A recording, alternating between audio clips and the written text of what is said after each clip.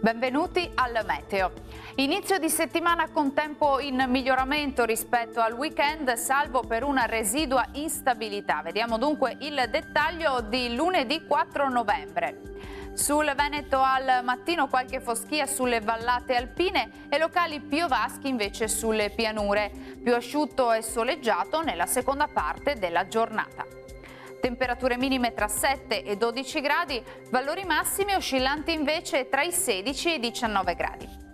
Ci spostiamo ora sul Friuli Venezia Giulia, dove avremo qualche temporale a carattere sparso al mattino, alternato a pause più asciutte invece dal pomeriggio. Temperature minime tra 11 e 15 gradi, massime oscillanti invece tra i 16 e i 17 gradi.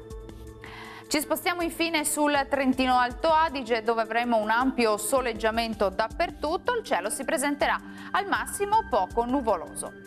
Temperature minime sui 5 gradi, massime tra 16 e 17 gradi circa.